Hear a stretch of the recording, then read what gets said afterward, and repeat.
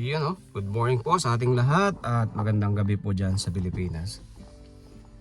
So Monday, oras ay 8:30 ng umaga.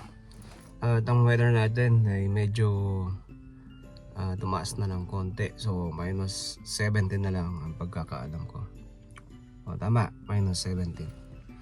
So maybe siguro next week magiging okay na yung weather namin dito.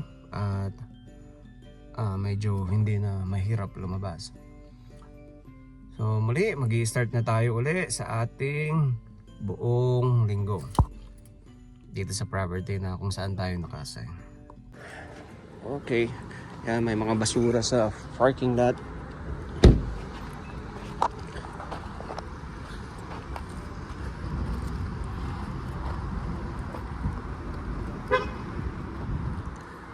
Check lang natin yung gilid.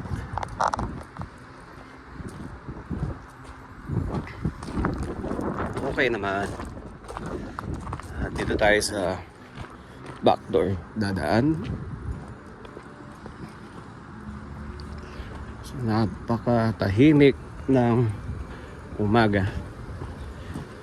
So ganun pa rin, no? Medyo tumaas yung weather pero yung temperature, pero yung hamig hindi nagbago kasi mahangin pa rin.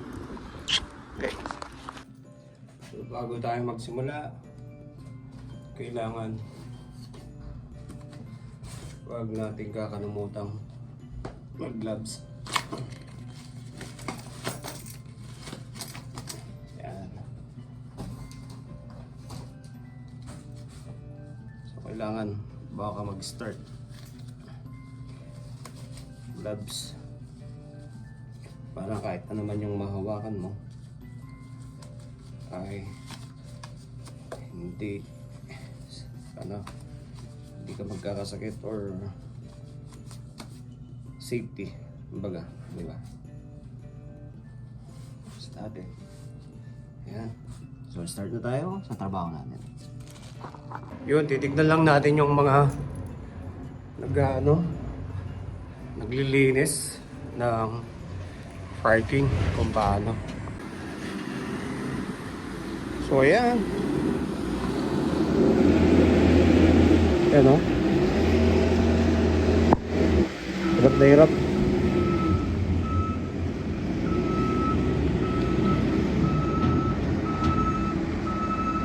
So ganyan sila maglinis.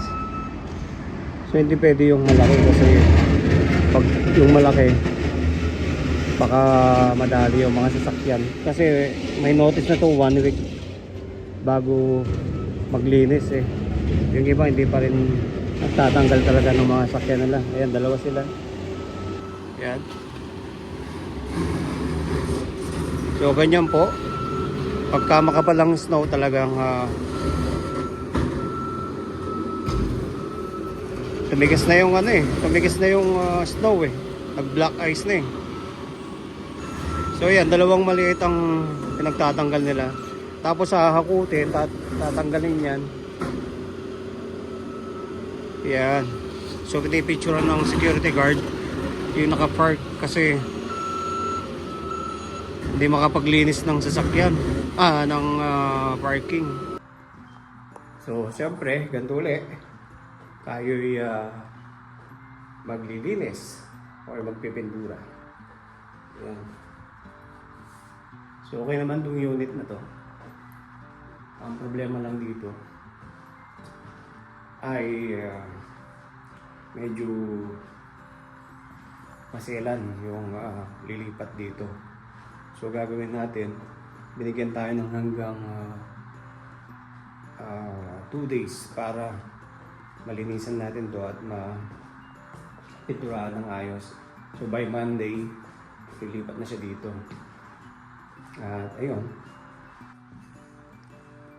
So yung paligid natin ganyan pa rin. So ayun yung nanguhuli, yung bylaw na yun. Yan. So dito may bayad yung mga parking dyan. Yan. Yung poste na yan. Maghuhulog ka dyan ng coins. So maximum 2 hours yung pinakamatagal. So kailangan kung magpa-park ka dyan, mag-alarm ka kasi pag lumampas na ng 2 hours, asahan mo may ticket ka ng nakasabit sa windshield mo. So ganyan yung nangyari sa akin. Hindi ko na-alarm, nakalimutan ko. Mga 10 minutes ang lumipas, ayun, may ticket na. So ganun, no? Hindi libre yung parking dito. So pero na lang kung nakatira ka dyan sa mga apartment, yan. So yan. At may mga area din naman na walang poste. Yan, walang bayad. So pag dito sa may downtown, halos may bayad. So hindi lang siguro dito sa amin, no? Siguro sa ibang probinsya dito sa Canada. Ganun din, no? So yung tulay namin, yan, kaisa-isang tulay yan dito. Yan. Tapos may sumunod dyan, isang yung tren dyan nadaan. So kaya pag ito nasira, pahirap sa amin. Yan. Pero matibay naman yan. Yung museum yan. Lumang. Dahil may nagagawa ngayon, pinatay nila yung tubig. So dito, no, pag may naggagawa sa plumbing, papatayin nila yung tubig. So may notice naman yon, mga 3 days, 4 days, or 1 week. Lalagay kami ng mga notice sa mga pinto nila. Tapos i-email sila na gantong araw, oras, mawawalan ng tubig. So sa apartment, ganun, no? Pag pinatay nila yung tubig, lahat patay na. So lahat ng unit patay. So ganun dito. Centralized, kumbaga. Yeah. So pati rin yung ilaw. Depende sa building, sa ilaw. Yung iba, may sariling metro.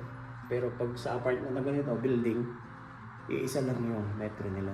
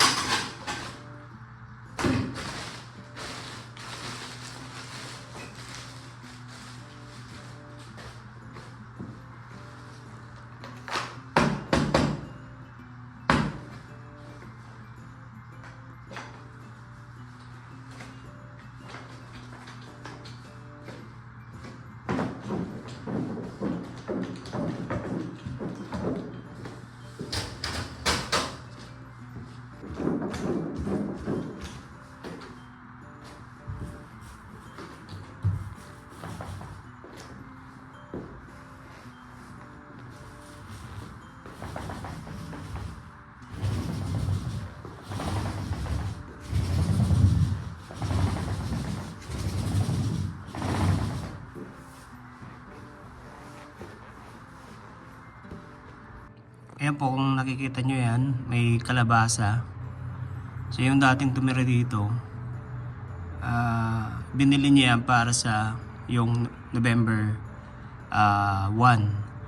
So dito po halos karamihan, may mas sineselebrate pa po nila ang November 1 or mas inaano nila ng pansin ang November 1 kaysa sa Pasko at bagong taon. So ayan po, binibili po namin yan sa supermarket.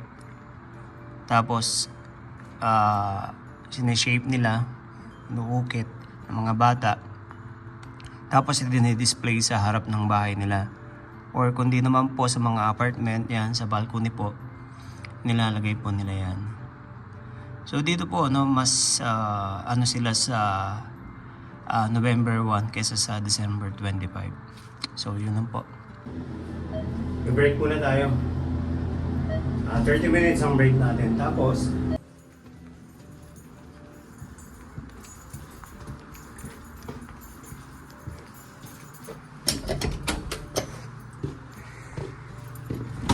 yeah, saglit lang naman yung ano namin, yung bahay namin. Mga 5 minutes lang ando na. So, madulas yung daan kasi naglinis sila. Ito na yung nilinis nila kahapon. Yan.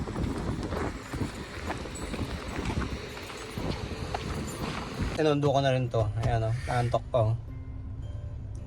Ayun. Walang pasok yung isa. Yan, dito nga pala sa Canada, no? Napaka edukado nila pagdating sa kalsada. So, malimit lang yung balasubas talaga sa driver, yung sa daan.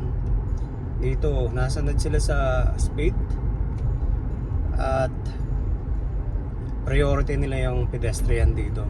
Kahit malayo pa yan, pag nakita mong liliban, talagang hihinto ka na kahit malayo pa.